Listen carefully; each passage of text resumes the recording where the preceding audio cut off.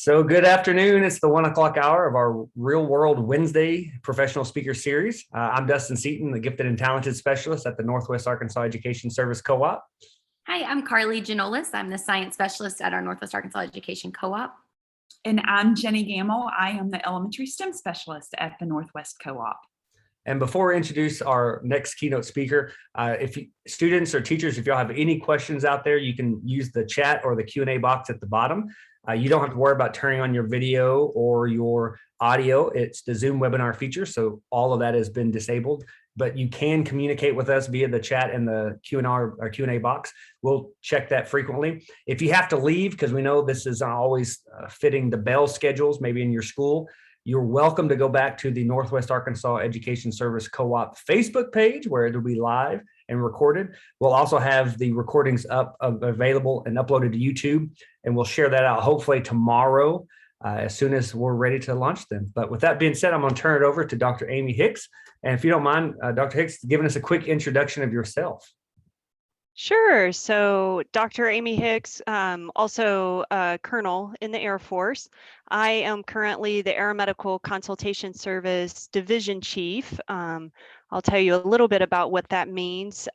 So I went to school, I went to the military medical school. I commissioned through ROTC, and then I trained in internal medicine and in flight medicine. And at present, my career has taken me to the point where I'm the chief of the Aeromedical Consultation Service that sits in the U.S. Air Force School of Aerospace Medicine, which is the only one in the world. Super cool. So very cool. So I will start with the first question. And also I will just go ahead and tell the audience out there that I happen to know this speaker very well because her maiden name is shared with me. She is my sister and also my best friend. So I'll try not to reveal anything that would embarrass her. No secrets. No secrets on here. Okay, sounds good. No dirt. So, again, I could probably answer some of these questions, maybe even a little better than you, but I'll let you start by, I know that you have a very long days and your days look different, but if you could just give us just some insight into what a typical day in your current role looks like. Okay, so I'll talk first about what I do as the ACS Division Chief. In order for me to do that, I should mention what we actually do at the Aeromedical Consultation Service, because there are a lot of people, even in the U.S. Air Force, who don't know what we do. We have the largest Air Force in the world, which means we have tons of pilots and other types of air crew, like load masters, boom operators who help manage the booms to refuel aircraft. We also take care of special operators. So PJs are our kind of Green Beret type or Navy SEAL type of folks. And all of these folks have special qualifications to be able to do their job, because they have to be able to go safely to altitude. They may have to operate in an austere environment where they can't get to medical care, or where it's just super stressful on the body to be there. The U-2, they're basically in space.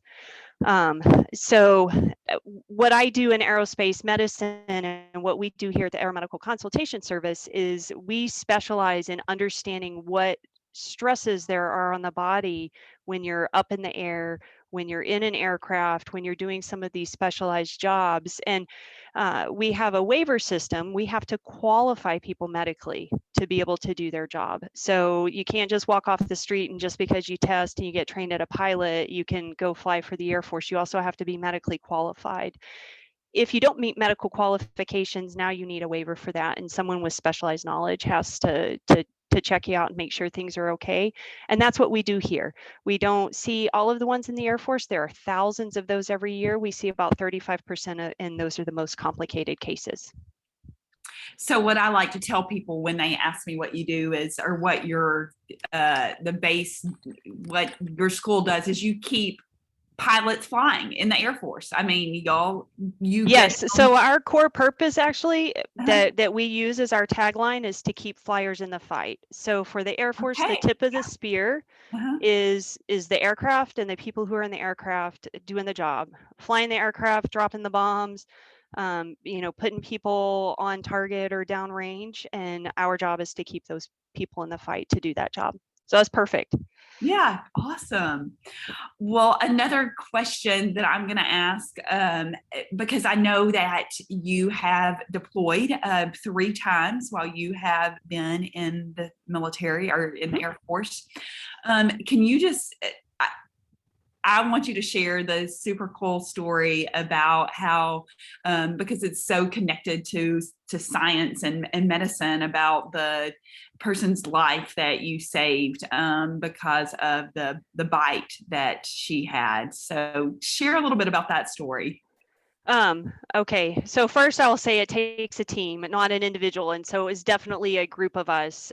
You're talking about the Death Stalker. Yes. Yes. Okay.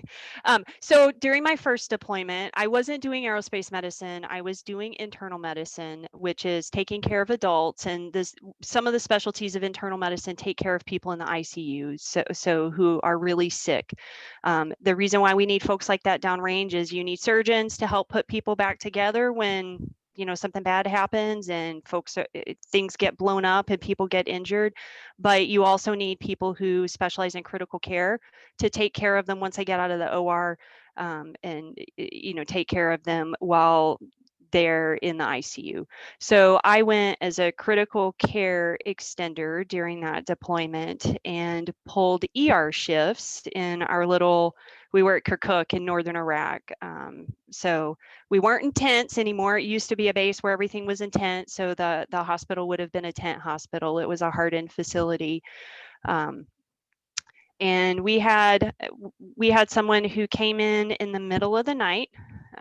G Money was her call sign, and I can use that because that's not HIPAA.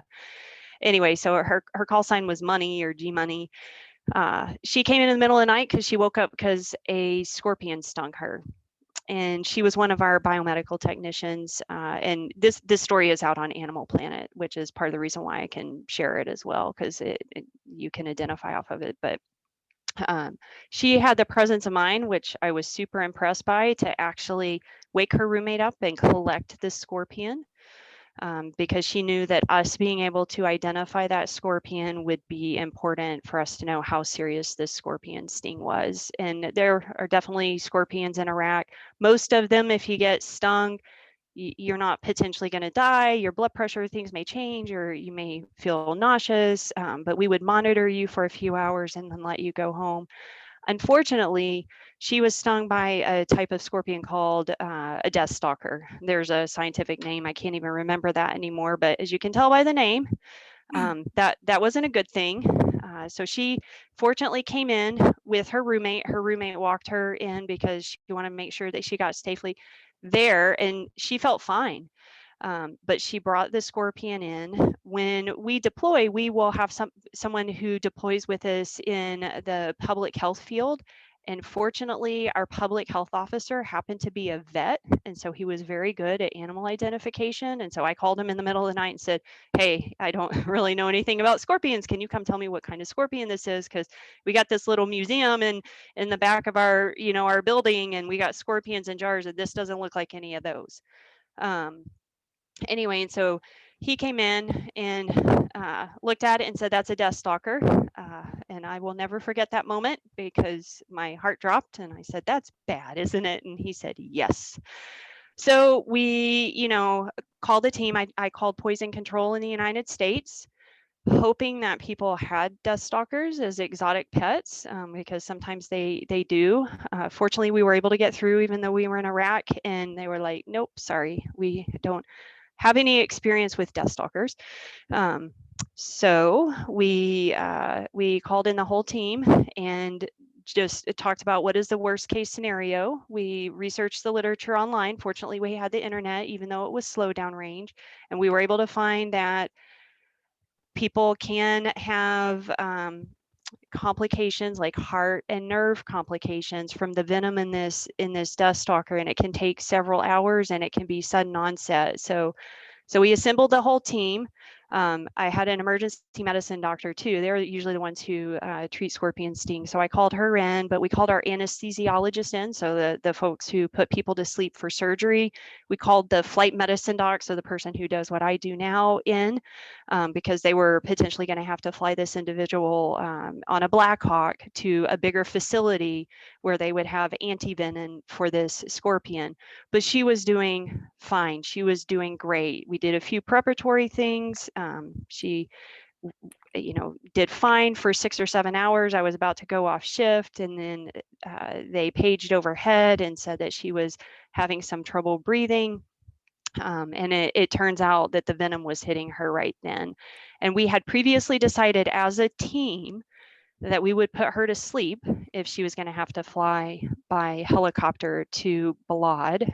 That was where the larger facility was. And the reason why is because if you don't, and you can't control someone's vital signs, and they potentially code in flight, so that's what you see on TV where you're doing CPR and all of that, that is really hard to do in a Black Hawk. You can't hear anything. There's lots of noise. And so we were trying to control as much of the situation as possible. So we talked to her about it. She actually, her vital signs and everything, so her oxygen, everything was stable, but she felt terrible, and she felt like she was dying, like she couldn't breathe. And that told us that this was probably the venom that was affecting her. And so she agreed to the plan, and we actually did go ahead and put her to sleep and put her on the Black Hawk. And thankfully, the doctor, who was also on the Animal Planet show with me, and is the reason why I came back to the School of Aerospace Medicine to do my current job, he flew with her. He had internal medicine training as well, so he had critical care training, and it turns out that she did code in flight. So she basically died in flight. He lost all of his controls, like he didn't have anything, so he basically had to feel for her pulse and use a medication by injection and resuscitate her. And she was young and healthy. That he got her successfully to Balad, and they took over her. They had a higher level of ICU care there available, and she ended up actually making a complete recovery. The Air Force offered to allow her to go home, just because this was such a big thing, and she was really cool. She decided to come back, and so her call sign was changed to Scorpion Queen. Oh, wow. Amazing. That is an awesome Yeah. story. Yeah. Love that. Okay. So Carly, did you have a question? Thanks for Yeah. sharing that. That's a really cool story. And Yeah, it yes, you can, that's on Animal Planet. It's out there on the internet. So you can That is so watch. cool. Yeah. I don't recommend it. Hollywood is definitely not my thing. but the Sergeant Monroe Harris, who starred in it, and the other dog did a great job. So Amazing. Well, we have a question from Sawyer. So Sawyer asked, do you like your job, and why did you choose this job over every other job that you could have done? Which Cade also kind of asked that question of why this career. those are great questions. I love my job. Sometimes there's too much of it because I do have long days, as Jenny mentioned. But I love what I do. I work with some of the neatest people in the world, and we take care of the people who defend our country. And so that's really special. I decided to go into medicine first, and then I got an ROTC scholarship. So that's how I ended up in the military. I went into medicine because I find the human body fascinating. It's kind of like space, right? There's always the frontier of space that we're going to be exploring. We will always be exploring the frontier of the human body. We'll never stop learning about it. And so I love the science of the human body, and I like to help people. And so medicine put those two together for me. And then I was attracted to the idea of adventure and being able to go around the world and serve with other people, and that's how I ended up in the Air Force. And then I like flying, so that and the kinds of things that we do in the Air Force versus the Navy or the Army. So that's how I end up being an Air Force doc, and the military paid for my education. So Even better. that was a benefit too. Yes. Yes.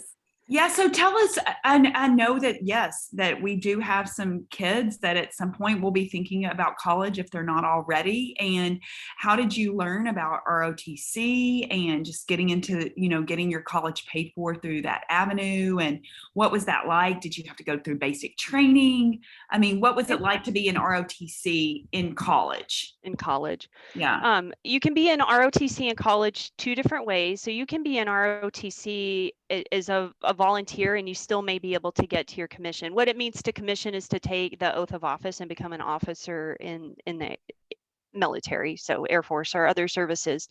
But you can also get a scholarship, an ROTC scholarship, and there are different levels of scholarship, and they're in certain areas like engineering, for example. That's actually pretty common. Um, Recruiters actually came to our school, so that's how I found out about ROTC, and I interviewed with the different services. And so by services I mean the Army, Navy. Actually, I didn't with the Army. I wasn't maybe quite as excited about going into the Army, but great service. So I interviewed with the Air Force and the Navy, and then found people who knew people who were in those services and talked to them, and got a little bit more information. And that's how I decided on the Air Force. You can go online. The Air Force Recruiting Service has a whole website where you can explore careers in the Air Force, and I'm sure that the other services have that as well. And so you can, basically, if you just Google it, you'll be able to find out about ROTC. And then I think I saw a question, was ROTC hard? It was hard in a good way. So it's an extra commitment, right? You've chosen to serve your country. And so you're going to have to take some classes that other people are not, because you have to learn military history. You have to learn how to be an officer and what that means. You have to learn how to lead people. So, one of the things you do is learn how to march, but you're not just marching around as the officer, you're the person who's calling the commands. So it is hard, but it was really fun because you're in it with great people. I wasn't in a sorority. Some of my colleagues in ROTC were, but like ROTC was my family in college, and that was really cool. So it is a little bit of an extra commitment on top of everything else that you're doing in college, but there are a lot of benefits too. Did I fully answer your question, Jenny? Yes, you did. Okay. You did. So another question that I have for you is probably what has been, well, you're a female in the military, and you're at the rank of a colonel, which I know that, I did a little bit of my own research, and less than 1% of female officers make the rank of colonel. And so what's it like to be a female in this leadership role that you're in? I mean, because as you get higher up, do you interact with less females? What's that like? My experience is probably a little different from other officer experiences because I'm a doctor and because I'm in the medical corps, because we tend to have more females in the medical corps versus, maybe some of the other areas like civil engineering or something in the Air Force. And in fact, almost my whole leadership team right now is female. So I've had a great experience in the Air Force with that. What happens as women go up in rank is that they are also having, they have families at the same time, and a lot of people have to make a decision, am I going to take on the next level of responsibility and stay in the Air Force or the Army or the Navy and risk deployments? Or am I going to get out and find a different job because I, want to be there to take care of my family in a different way? It comes at a cost. I have a 3-year-old son, and I think it would be really hard for him if I deployed. But, I'm in flight medicine, and that is a specialty that deploys all the time. So, I already had an educational commitment where, it wasn't a choice whether or not to get out. But if I had had the opportunity to get out, I think I would have had to at least seriously consider, what does it mean to, have a family in the military versus serving and doing what I do. So I think that is probably part of the reason why we don't see women at higher ranks, and actually surveys and studies have shown that. And it's not wrong. It's just the role that females tend to play in their families. Yeah.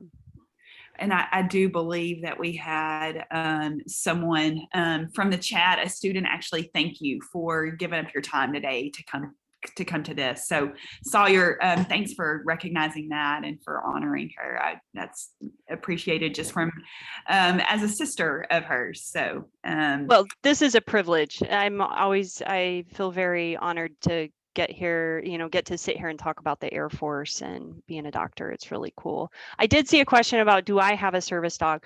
I don't, but a couple of interesting things about service dogs. So one of the cool things about being medical, and this is in general, is that when you're a doctor or a nurse or in other medical career fields, you take care of people. So you get to know people across a wide range of careers. And so what that means in the military is that we get to know people from all of the units. So especially when I was deployed, the firefighters would come over every night and hang out with us. And we got to go out to the special operators compound and like fire the 50 cal, which is pretty cool. You don't want doctors doing that, by the way.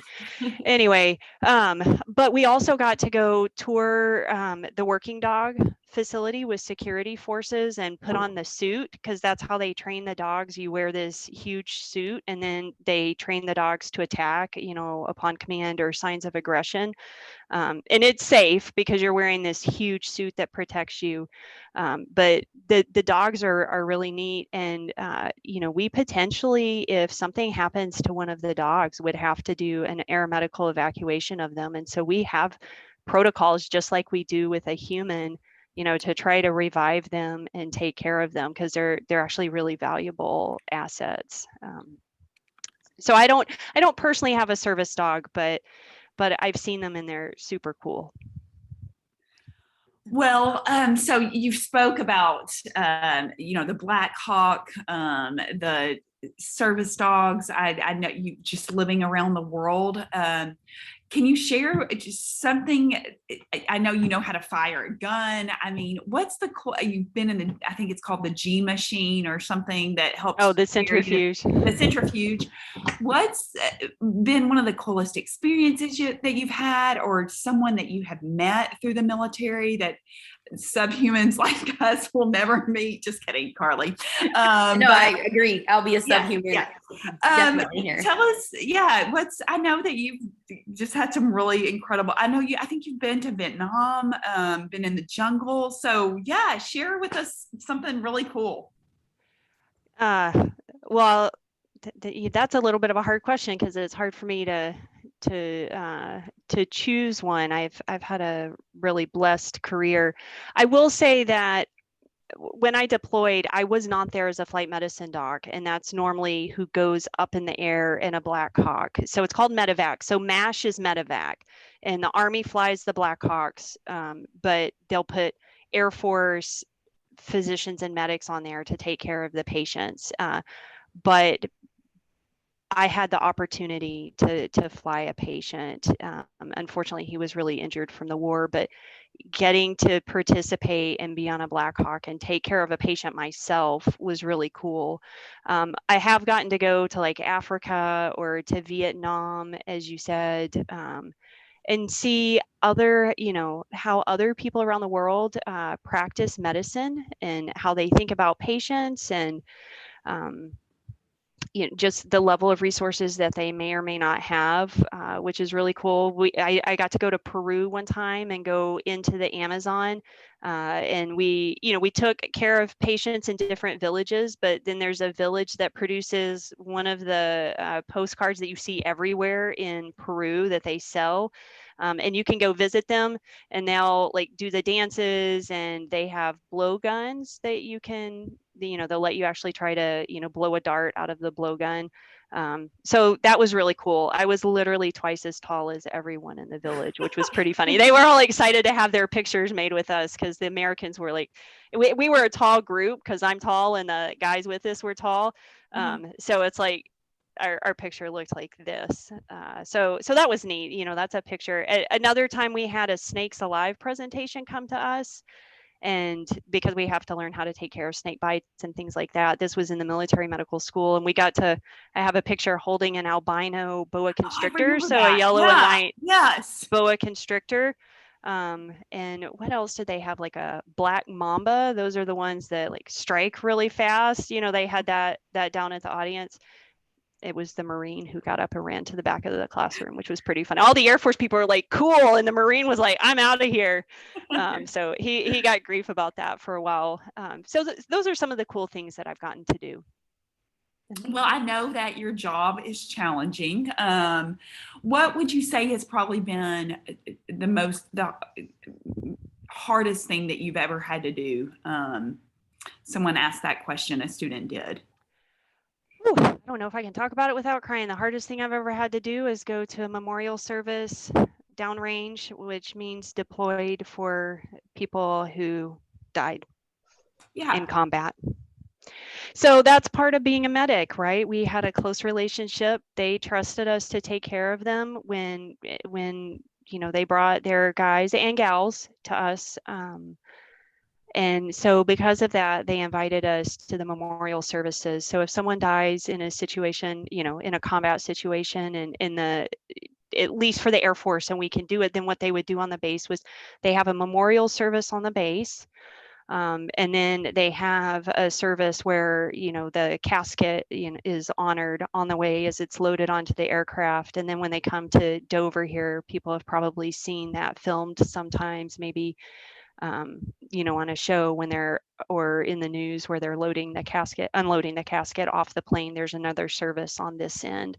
But it usually starts with a memorial service with the unit, and they have the individual's boots if they have them, and their dog tags, and their rifle if they're Army. And so some people have probably seen pictures of that. So, you know, as an internist, I take care of people at the end of life, and I've walked through that with a lot of people in the ICU. I think the other hardest thing was a young man who was shot in the head by a sniper during my second tour, because I was actually in the ICU as an ICU doc, and he died overnight, which was the first day of the new year. And all I could think about was the phone call his mom was going to get to start the new year. So that's probably my toughest experience so far. Good question. Thank you for asking. Well, and thank you for sharing that. And I mean, especially with Veterans Day tomorrow. And so we're getting to see you on here, but I know that there are tens of thousands of more that are serving across our nation and the world. And so definitely just the sacrifices that y'all are all making. I know that everybody on here is grateful for what our military does day in and day out. Absolutely. We consider it a privilege to serve. Yeah.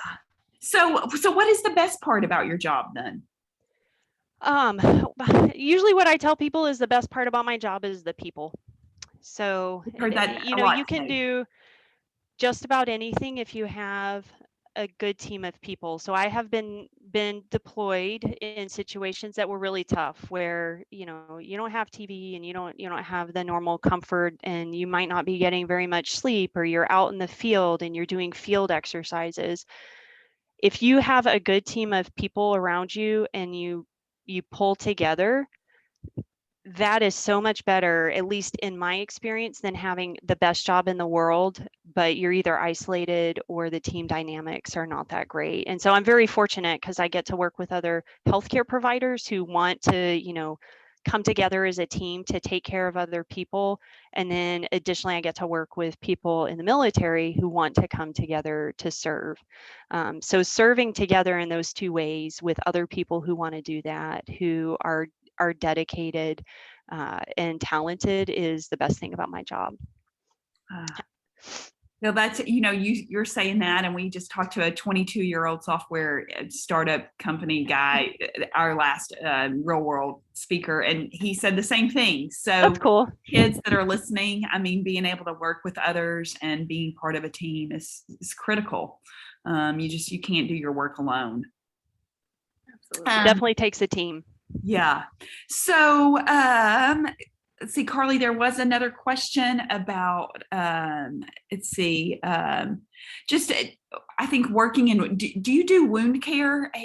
Sawyer asked about just like taking care of wounds, and he's probably thinking like when you're, if you were deployed and people were injured via guns or whatnot, what does that look like, wound care? Yeah, so I would do that downrange, especially as an internist. So if I went as a critical care extender, you are there for, the bad stuff that happens where someone either gets really sick because they have a heart attack or other things that might happen in the United States, or because of things related to combat. So a mass casualty is basically, and if you've watched MASH, you've seen this many times, is when the number of patients, even if it's only 3, if they're really sick, it overwhelms the resources that you have. So when I'm deployed as an internist, yes, I would, we would take care of wounds, and I would actually go into the OR to help the surgeons manage people's blood pressure and their acid-base status and things like that. One of the cool things about flight medicine is in flight medicine or aerospace medicine, you can actually specialize in something called hyperbarics, which is where you increase the oxygen tension. So you go into you go into a chamber. It would be called a dive chamber. We have altitude chambers here, but a dive chamber, and you can increase the oxygen tension, and it helps wounds heal. And so there are hyperbaric facilities around the United States, actually, and they actually specialize in wound treatment, like for diabetics, for example. So if I wanted to go do, a hyperbarics fellowship, I could do that, or some people just out of this kind of job just specialize into that. In my day-to-day work right now, what we do, we take care of people once they've gotten healthy again, and we have to do a risk assessment to see if they're safe to fly. So I don't do that on a day-to-day basis. I would do more of that if I were to deploy. Okay. Well, we want to be respectful of your time, and so we do want to end with this last question. If you could go back in time, what's something that you would tell your 12-year-old self about, just if you knew what you were going to do in the future? What would you tell your younger self? Oh, wow. That's an existential question. Great question. Whoever asked that. Well, I don't regret any of the choices that I've made. So I definitely don't regret any career choices. I think that I would just tell myself to enjoy the journey and value the people, around me, and remember that you only, you live once. And there's a role for having good grades and other things like that, but it always has to be balanced by, the other things that you get to do in life. That I'd probably just remind myself of that. Make sure that, you're not so focused on getting where you want to go with your career that you don't have the relationships with your family or your friends, or if you get the opportunity to travel, that you get to do that. So make the most of every day and what you have in front of you. Yeah. I love it. Okay. Carly, any last question from you? Or I don't think so. I mean, just thank you so much for your service, your sacrifice. And I know that goes beyond, a sacrifice from you, but also your family. And I know, working closely with Jenny, just how proud she is, and how, as she should be, and just how grateful she is, and we all are, for people like you that are taking that sacrifice and commitment to keep us safe. So. Yeah. Well, I appreciate that. And I take care of the people who make the biggest sacrifices, for sure. But thank you. I guess if there are no more questions and we're at the half hour, then I Jericho. will. Just kidding. Yes. Dustin, did you hear us? We said the code word. If they're out there, we said it. So you don't even have to be creative. You just say it. Yeah, it's pretty obvious. But yeah, thank you for your service, Colonel Hicks. Yeah. Okay. Thanks for sharing, A. We'll catch up again soon, and enjoy time with Mom and Dad. Okay, thank you. Very well run event. I was really impressed. We probably have something to learn from you in the military, but anyway. We You should guys run have the a great country. That's day. what I'm taking. Okay. You too. Thank you. Bye-bye.